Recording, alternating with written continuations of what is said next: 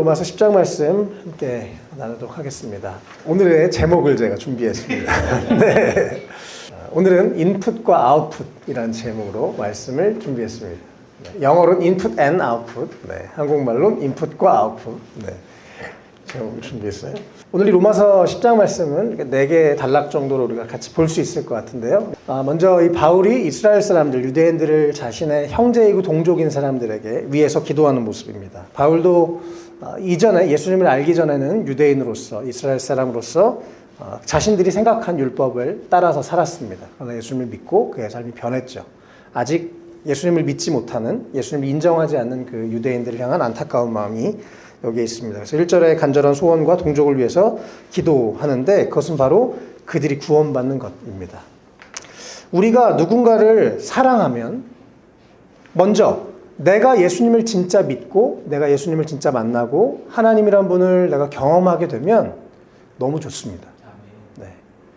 시간이 지날수록 더 좋습니다. 야, 내가 예수 안 믿었으면 어쩔 뻔했냐.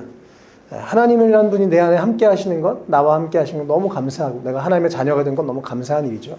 이것이 진짜 감사하게 되고 너무 좋게 되면 우리는 다른 사람에게 전하게 됩니다. 내가 사랑하는 사람이 아직 하나님을 믿지 않고 예수님을 믿지 않아요. 그러면 그들에게 복음을 전해 주고 싶은 것이 너무나 당연한 것입니다. 아직 하나님을 잘 모르든지 아니면 그 영혼을 별로 사랑하지 않든지 정말 하나님을 사랑하면 사랑할수록 다른 사람을 또 그 사람들을 사랑하면 그 사람도 예수님 믿었으면 좋겠다. 더 행복해졌으면 좋겠다. 삶의 소망을 가지고 믿음을 가지고 살았으면 좋겠다. 그런 생각들을 하게 되죠. 바울은 하나님을 사랑하고 또 예수님을 깊이 만나고 나서 자기 민족들도 예수님을 믿고 구원받기를 간절히 원했습니다. 그런데 2절에 사실 이 유대인들을 그 당시 유대인들은 어땠냐? 2절에 보면 그들은 하나님을 섬기는 데 열성이 있었습니다. 그러나 그 열성은 올바른 지식에서 생긴 것이 아니었습니다. 제가 오늘 이걸 읽다가 인풋과 아웃풋이라고 정했는데요. 이스라엘 백성들은 실제로 열심은 있었습니다. 그런데 뭐가 틀렸어요? 방향이 틀렸어요. 올바른 지식, 하나님의 뜻을 제대로 알고 올바른 방향으로 가는 게 아니라 여러분 속도랑 방향 중에 뭐가 더 중요하죠? 방향이 훨씬 중요합니다. 아무리 속도가 빨라도 방향이 틀리면 계속 더 멀리 가요. 그렇죠? 방향이 중요합니다. 인생에서 방향이 훨씬 중요합니다. 올바른 방향으로 천천히 가더라도 방향이 훨씬 중요해요. 하나님에 대한 믿음, 이들의 열성은 있어요. 그런데 방향이 틀렸어요. 잘못 알고 하나님의 뜻을 왜곡하고 잘못 알아서 자신들 마음대로 하나님의 뜻을 해석하고 그들이 믿는 방식으로 열심히 달려갔어요. 달려가면 달려갈수록 하나님과 더 멀어지는 일이 일어났다는 것입니다.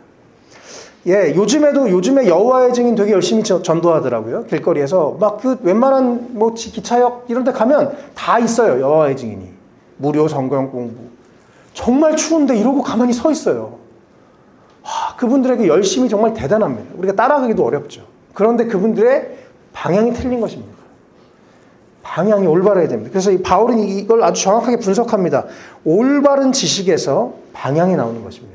그래서 말씀을 여러분 올바로 알아야 됩니다. 오해하지 않고 알아야 됩니다. 그래서 이스라엘 백성들은 이 올바른 지식이 아니라 그 인풋이 잘못 들어가서 잘못된 것이 들어갔더니 잘못된 아웃풋이 나왔다는 것입니다. 그래서 우리 삶의 올바른 방향을 잘 잡으시기를 또 말씀 안에서 그래서요 우리가 그냥 대충 믿고 열심히 믿고 무조건 성경 안 읽고 기도만 하고 이게 아니고요. 말씀을 잘 읽어야 됩니다. 그리고 우리가 그것을 이성으로 이해하고 올바른 지식과 진리의 말씀 위에 신앙생활을 해야 되는 것이죠. 어쨌든 그런데 이스라엘 사람들은 그렇게 하지 못했습니다.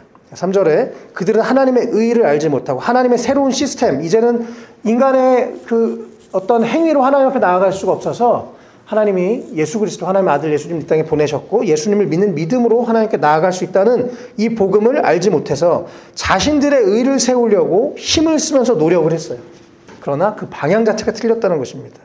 그리고 실제로 하나님의 의라는 새로운 하나님의 방식, 하나님 봤을 때 이게 올바른 방식이야, 이게 정품이야 라고 딱 정품 도장 찍어주셨는데 그거 안 사 먹고 계속 다른 방식으로 싸제를 사 먹었는데 보니까 영양가가 없는 거예요. 그런 일들이 있었다는 것입니다. 4절에 그러므로 그리스도 예수님은 율법의 끝마침이 되셔서 모든 믿는 사람에게 의가 되어주셨습니다. 계속 로마서에서 강조하는 얘기죠. 예수님만이 율법의 끝마침이 되셨다고 합니다. 이 끝마침이라는 단어가 참 중요한데요. 이게 텔로스라는 말인데 전환점이라는 말도 있고 목표라는 뜻도 있고 완성과 완전의 개념이 다 있습니다.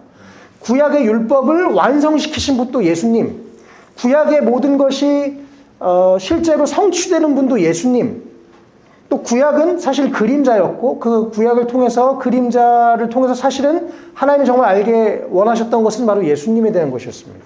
그리고 이제는 그 그림자가 아니라 진짜가 왔는데 그게 바로 예수님이었고 우리가 그 예수님을 믿을 때 4절에 모든 믿는 사람들 그를 믿기만 하면 우리가 하나님의 의를 얻게 되는 그리고 하나님의 의롭다 여김을 받는 사람들이 된다는 것이죠. 이 구약 율법이라는 단어가요. 토라라는 말인데요. 이게 지금 우리 구약 성경에 보면 모세오경, 창세기, 출애굽기, 레위기, 민수기, 신명기 모세오경을 토라, 율법이라고 합니다. 그것을 다 지키라고 하는데 거기 613가지의 명령이 있어요. 248개는 하지 마라. 아니 해라. 나머지 365개는 하지 마라. 이렇게 하라 하지 마라가 너무 많은데 이걸 다 지켜야 돼요. 어떻게 다 지켜요? 지킬 수가 없습니다. 이 율법에는 또 세 종류가 있습니다. 첫 번째는 의식법 혹은 제사법이라는 것이 있습니다. 하나님의 백성으로서 하나님과의 관계가 제일 중요하죠. 하나님의 자녀고 하나님의 백성이니까. 그래서 하나님께 어떻게 예배 드릴 거냐, 제사 드릴 거냐에 대한 예배에 대한 법, 제사에 대한 법 혹은 의식에 대한 법, 이게 첫 번째 법이 있습니다. 두 번째는 도덕법이 있습니다. 하나님의 사람으로서 어떻게 살 거냐. 이것은 하나님의 지난주에 제가 말씀드렸던 하나님의 성품의 기초인 사랑과 공의를 따라서 살도록 가르치시는 것입니다. 세 번째는 시민법이 있습니다. 내가 개인적으로 어떻게 사는 걸 넘어서 사회에서 우리가 어떤 사회를 이루고 어떤 법을, 어떤 기준을 가지고 살 것이냐. 그래서 약자, 가난한 사람, 그 당시에 아주 낮은 사회적 계급을 가졌던 여성, 아동, 이주민, 이런 사람들에 대한 긍휼의 이야기, 또 그들을 또 사법의 공정, 이런 부분들이 다 사회법 안에 있습니다. 그래서 우리가 지금도 이 개인의 도덕법, 또 사회법, 시민법, 이거는 우리가 지금도 이 원리를 가지고 적용해서 살 수가 있어요. 그런데 제사법은 지금 우리가 그걸 그대로 동물을 잡아서 피를 막 흘리고 그러지 않죠. 왜요? 예수님이 이것을 완성하셨기 때문에. 그게 바로 아까 4절에 예수님이 율법의 끝마침을 하신 분이십니다. 예수님 때문에 우리는 더 이상 피를 흘릴 필요가 없습니다. 그리고 그 피를 믿고 그 피를 붙잡고 하나님께 나아가면 되는 것입니다. 그래서 예수님 때문에 우리가 복음을 얻었고 하나님의 자녀가 되었습니다. 그런데 이 유대인들은 방향이 틀려서 잘못된 인풋을 가지고 전혀 다른 아웃풋이 하나님이 원하지 않는 방식의 아웃풋이 나왔습니다. 우리의 삶도 혹시 이런 게 있을지 모르겠어요. 하나님이 원하시지 않는 아웃풋이 나올 수 있을 수도 있습니다. 혹은 내가 이거 하나님을 향한 열심이라고 했는데 주님이 나 그거 아니야. 나 그거 기뻐하는 거 아니야 라고 우리가 오해할 수도 있습니다. 자, 올바른 지식, 하나님의 말씀 위에서 우리 믿음이 잘 세워지시기를 축복합니다. 방금 이 4절, 예수님이 그리스도가 율법의 마침이셨다. 이 구약의 그 모든 율법의 것을 이루신, 또 완성하신, 또 새로운 이제는 과거의 율법이 아니라 새로운 예수님을 통해서 하나님의 의에 나아가게 되는 새로운 시스템을 허락하셨다는 말씀이 사실 4절에 대한 연속적인 설명이 5절에서 10절까지입니다.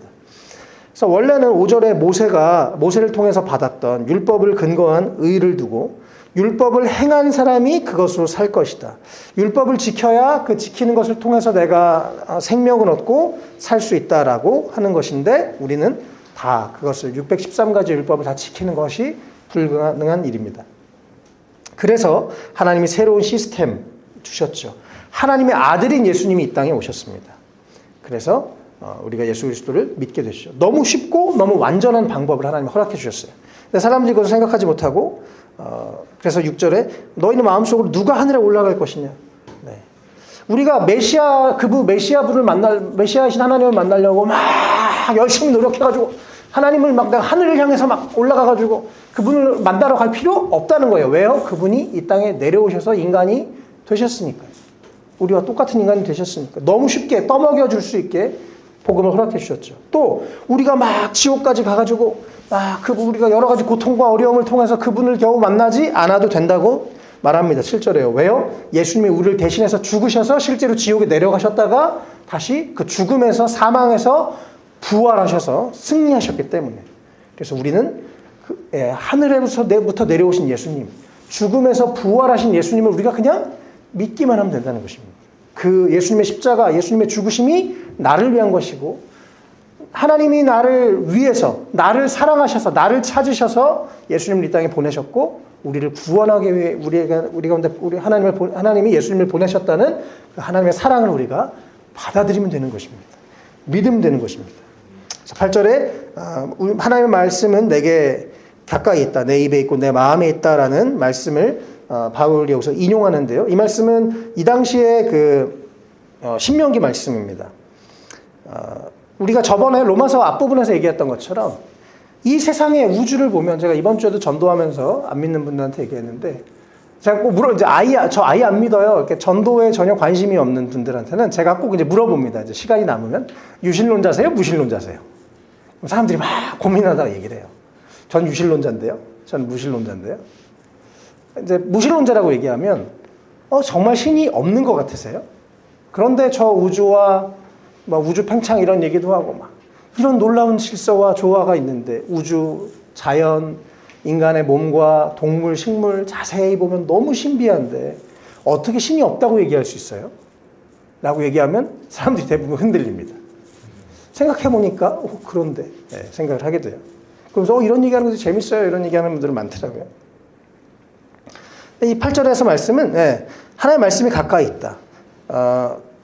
아주 이 우주와 자연과 하나님 만드신 아름다운 만물을 통해서 하나님이란 분이 존재하는 것을 너무 쉽게 가까이 볼 수 있다.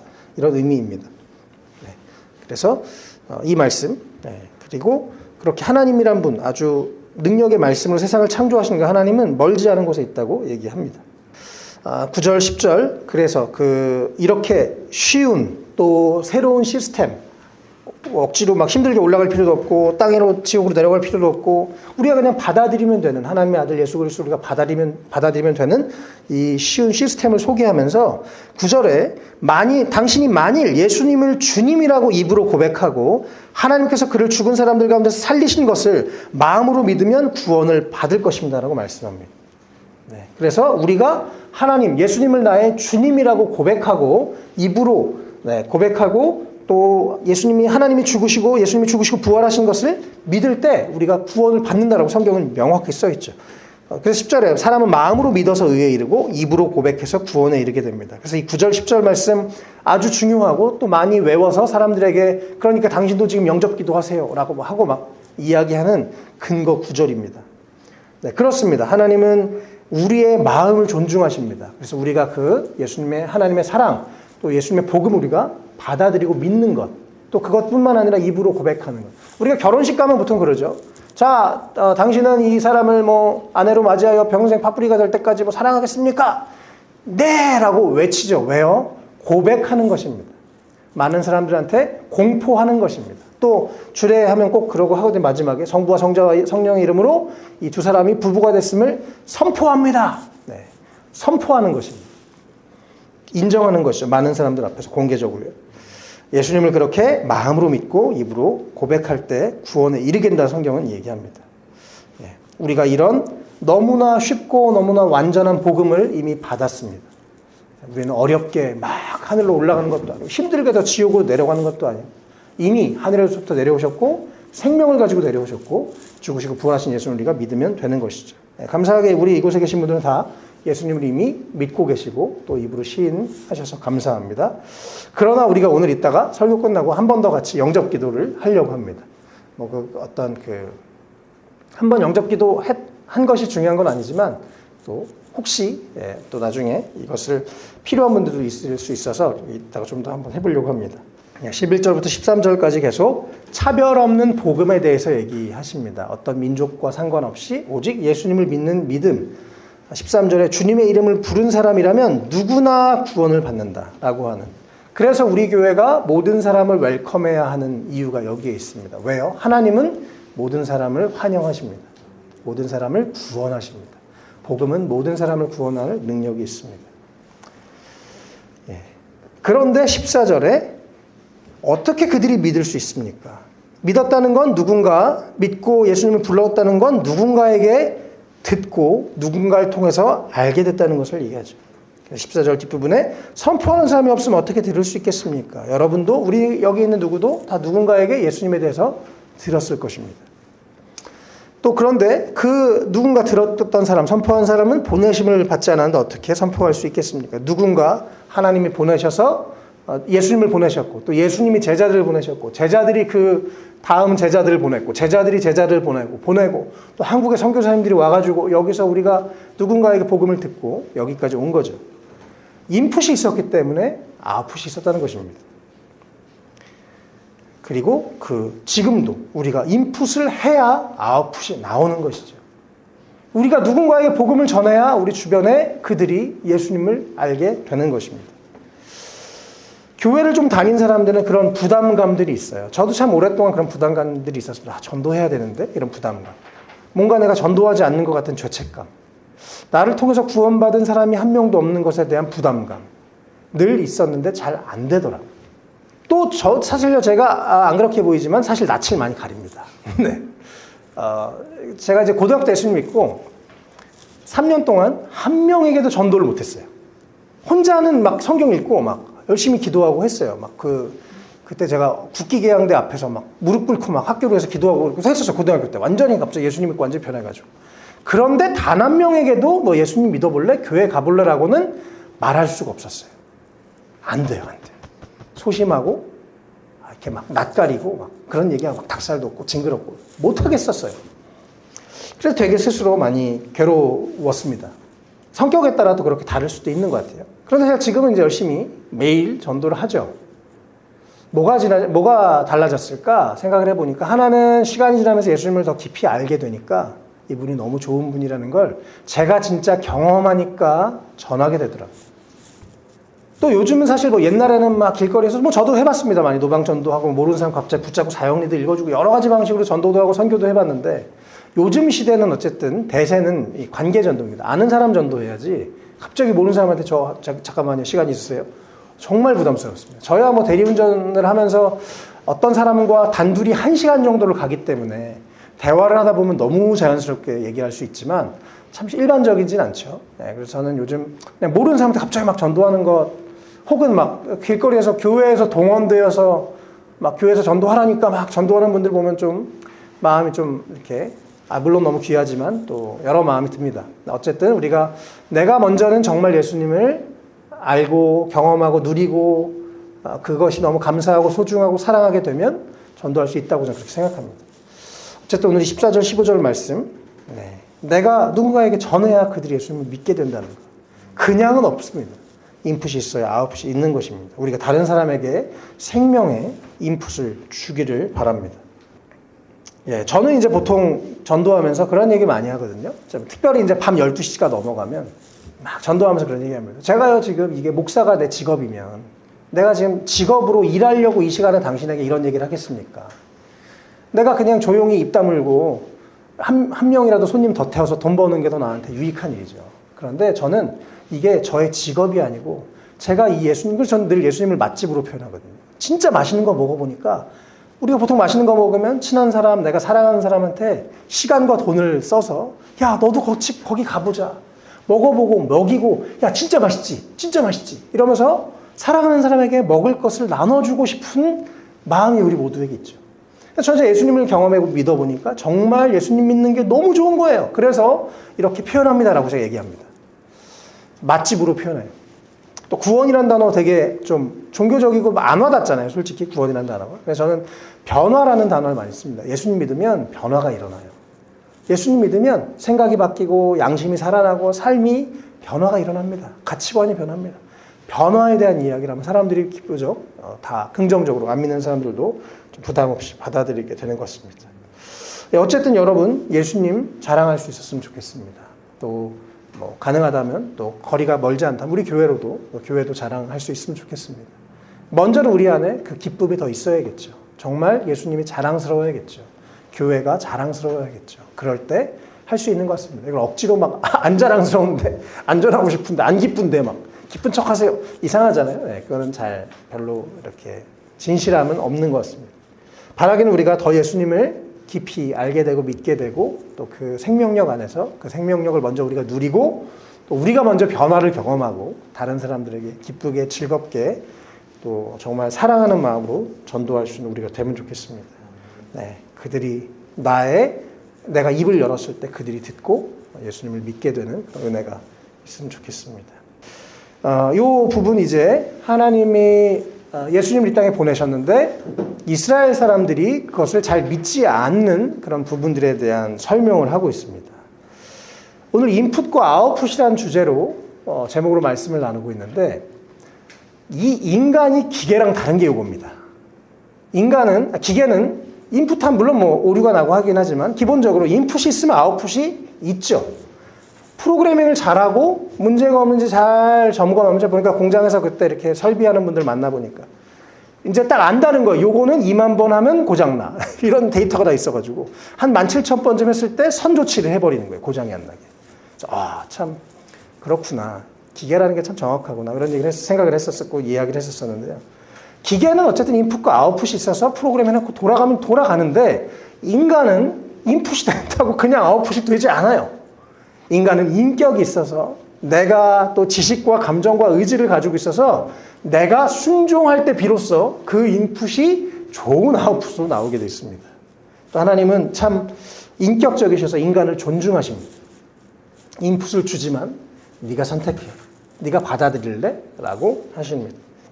그리고 또 우리가 선택하고 우리의 한 것에 책임은 우리가 지는 거죠. 이것이 인간과 기계의 차이입니다. 어쨌든 감사하게 이곳에 계신 분들은 또 예수님을 내가 받아들였고 또 어떤 방식으로 하나님이 나를 부르셨을 때 하나님 앞에 나온 거죠. 우리 발로. 또 하나님을 예배하기 위해서도 우리 이 자리에 나온 것인데 그렇게 하나님을 받아들이지 않던 유대인들에 대한 얘기. 16절에 모든 사람이 다 복음에 순종한 건 아닙니다.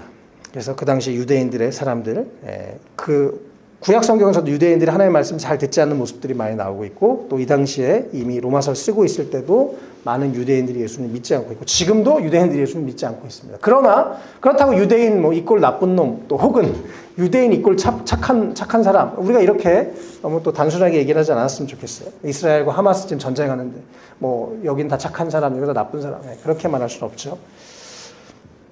어쨌든 이사야가 여기서 복음에 순종하지 않던 유대인들에 대한 이야기를 합니다. 그러면서 17절에 믿음은 들음에서 생기고 들음은 그리스도의 전하는 말씀에서 비롯됩니다. 아까 앞부분이랑 다시 연결되죠. 그리스도를 전하는 말씀이 그 인풋이 들어갈 때 그 믿음을 통해서 우리가 또 그것을 들으면서 그 말씀을 통해서 믿음이 생깁니다. 그래서 여러분과 예배하는 것이고 하나님의 말씀을 읽고 또 함께 듣고 하는 것이죠. 그런데 인풋에서 플러스 순종 좋은 마음으로 그것을 받아들이고 행할 때 아웃풋이 나온다는 것 꼭 기억하면 좋겠습니다. 네. 근데 이스라엘 백성들은 그렇게 하지 못했다는 것입니다. 또 18절에 그들의 목소리가 온 땅에 퍼지고 그들의 말이 땅끝까지 퍼졌다. 하나님의 능력과 영광이 온 세상에 선포되는데 이스라엘 백성들이 듣지 않았다라고 바울이 얘기합니다. 사실 요건 이제 11장에 연결되는 부분이어서요. 오늘 어쨌든 요 10장 뒷부분 제일 마지막은 안타깝게 이스라엘 백성들이 그렇게 하나님을 믿지 않은 것들을 이야기합니다. 그래서 19절 뒷부분에 하나님의 계획은 하나님의 이스라엘 백성들이 내 백성이라고 선택했는데 잘 안 들어요. 그러니까 하나님의 또 다른 전략은 이제 다른 백성들, 이방인들을 선택해서 이들로 하여금 질투심을 일으키게 해서라도 그들이 하나님께 나올 수 있게끔 하는 하나님의 큰 빅픽처가 로마서 10장 요 뒷부분부터 11장까지 나와 있습니다. 때로는 아이들 이렇게 가르칠 때 얘가 말 안 듣고 얘한테 이거 깎아 하나 더 주면 막 저도 할래요 막 이렇게 하는 그런 거죠. 그래서 하나님의 빅픽처 유대인들이 아니라 잠시 이방인들에게 또 복음을 전하는 그런 일들을 하나님이 하셨다는 것입니다. 그래서 20절 뒷부분에 나를 찾지 않는 사람들 이방인들을 내가 만나주고 나를 구하지 않는 사람들에게 내가 나타났다. 그래서 하나님이 이제는 이방인들을 구원하시는 어쨌든 하나님은 유대인이든 이방인이든 다 나한테 와라. 나에게 생명이 있어. 나에게 소망이 있어. 나와 함께 할 때만 너희가 영원한 생명이 있어. 라고 하나님 앞에 이방인이고 유대인이고 다 여러 방식을 통해서 나오게 하시는 것. 그것이 하나님의 마음입니다. 이것이 21절에 잘 기록되어 있습니다. 이사야는 하나님께서 이스라엘을 보고 복종하지 않고 거역하는 백성에게 나는 온종일 내 손을 내밀었다 하신 말씀을 선포했습니다.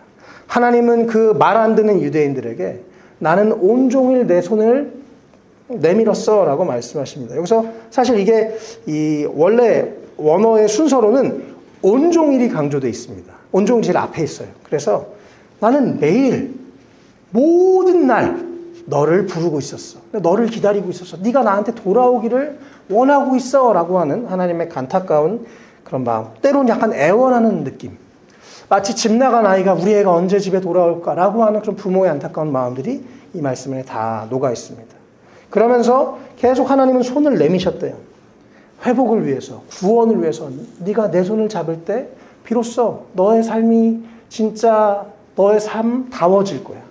너희가 내 손을 잡을 때 비로소 너는 회복되고 구원받고 새로운 삶을 살게 될 거야.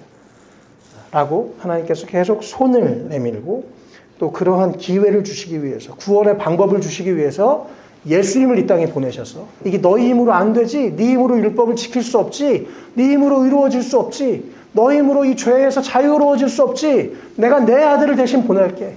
네가 얘를, 이 아들 예수 그리스도를 믿기만 하면 네가 이 예수님이 대신 너의 죄값을 치러줬으니까 너 또한 나의 자녀가 될 수 있어라고 하는 그 하나님의 초청, 안타까운 마음들이 이 뒷부분에 녹아 있습니다. 예, 오늘 이 로마서 10장 말씀 우리가 함께 봤는데요. 인풋과 아웃풋이라는 제목으로 말씀을 나눴습니다. 첫 번째, 올바른 지식이 너무 중요합니다. 속도보다는 방향이 중요합니다. 올바른 진리 위에 지식 위에 우리의 삶이 잘 세워져서 좋은 인풋이 들어가야 좋은 아웃풋이 나오게 됩니다. 두 번째, 오직 하나님의 말씀과 예수 그리스도를 통한 그 인풋이 우리 가운데 들어갈 때 또 그것이 거기서만 끝나는 것이 하나님의 말씀이 올바로 들어가는 것뿐만 아니라 플러스 우리의 순종, 우리가 그것을 받아들이고 고백하고 그것을 인정하고 진실한 마음으로 하나님께 반응할 때 비로소 좋은 아웃풋이 나오게 됩니다. 세 번째요, 우리도 복음을 전파해야 됩니다. 누군가에게 좋은 인풋을 주는 사람들 되면 좋겠습니다. 종교적으로 그냥 사형리만 기계적으로 읽는 사람이 아니라 정말 말씀을 삶으로 살아가려고 애쓰면서 우리가 복음을 전하는, 내가 주변에 사랑하는 사람, 소중한 사람, 가족들, 친구들, 이웃들이 또 직장 동료들이 나 때문에 예수님을 믿게 되고 삶의 놀라운 변화들이 일어나는 그런 사람들이 되면 좋겠습니다. 그러려면 먼저 내가 그 맛을 더 깊게 봐야죠. 내가 그 맛을 누려야, 그 기쁨과 그 은혜를 누려야 또 전하게 될 수 있는 것 같습니다. 네 번째, 하나님은 오늘도 손을 내밀고 기다리고 계십니다. 바로 오늘도, 또 내일도 내 주변의 영혼들, 나를 향해서, 내 주변을 향해서 돌아와. 나에게만 소망이 있어. 내 손을 붙잡을 때만 너는 참된 평안과 안정감을 가지고 살 거야. 라고. 하나님이 오늘도 우리에게 손 내밀고 계시고 또 우리가 하나님의 손이 되어서 하나님의 마음을 가지고 다른 사람들에게 손을 내밀어서 구원해서 살릴 수 있는 우리가 되면 좋겠습니다. 우리 함께 오늘은 우리 말씀을 기억하면서 아까 우리 9절 10절 말씀에 당신이 만일 예수는 주님이라고 믿고 입으로 고백하고 하나님께서 그를 죽은 사람들 가운데서 살리신 것을 마음으로 믿으면 구원을 얻을 것입니다. 사람은 마음으로 믿어서 의에 이르고 입으로 고백해서 구원에 이르게 됩니다. 말씀하셨는데요. 우리가 이 말씀을 근거로 해서 우리가 오늘 함께 영접 기도를 먼저 따라하고 말씀을 생각하면서 기도하면 좋겠습니다. 같이 저를 따라서 한 문장씩 해주시면 좋겠습니다. 또 영접 기도 했다고 끝은 아닙니다. 영접 기도하고 또 말씀대로 살아가는 우리가 되면 좋겠습니다. 사랑하시는 하나님, 저는 죄인입니다. 지금까지 어디에서 와서 왜 살며 어디로 가는지 알지 못하고 방황하며 살았습니다. 오늘 하나님의 부르심을 받고 믿음으로 고백합니다. 예수님의 십자가 보혈로 저를 씻어 주시옵소서. 이 시간 저를 위하여 죽으시고 저를 위하여 부활하신 예수님을 제 구주로 모셔드립니다. 지금부터 영원토록 주님과 함께 살겠습니다. 하나님은 내 아버지가 되셨습니다. 예수님은 나의 구주가 되셨습니다. 저는 하나님의 자녀가 되었습니다. 저를 구원해 주시니 감사합니다.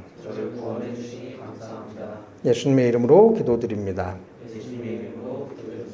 아멘.